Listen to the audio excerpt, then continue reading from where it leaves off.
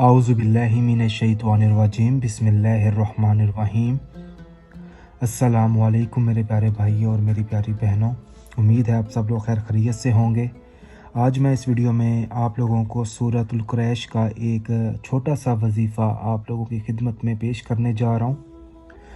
अगर आपकी कोई हाजत है जो अभी तक पूरी नहीं हुई या दिली ख्वाहिश, जो हाजत है वो जायज़ होनी चाहिए और जो दिली ख्वाहिश है वो भी आपकी जायज़ ही होनी चाहिए। हाजतें और दिली ख्वाहिश होती कैसी है? शादी को लेकर हो सकती है, नेक औलाद की हो सकती है, दौलत या रिज़्क की हो सकती है।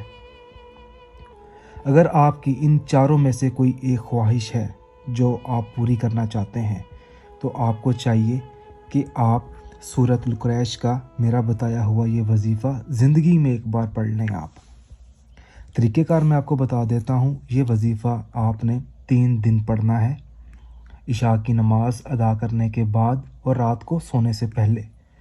सबसे पहले आपने दुरूद कुरानी 11 मरतबा पढ़ना है और उसके बाद आपने सूरतुल कुरैश आपने 111 मरतबा मुकम्मल पढ़नी है और आखिर में आपने 11 मरतबा दुरूद कुरानी दोबारा पढ़नी है।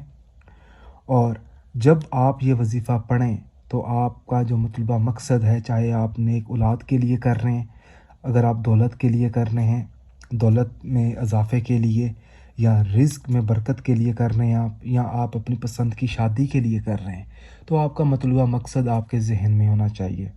और जब आप दुआ करें तो दुआ आपने सच्चे दिल के साथ आपने दुआ करनी है। इंशाअल्लाह ताला सूरतुल कुरैश की बरकत से आपका जो भी मसला होगा वो इंशाअल्लाह ताला हल हो जाएगा।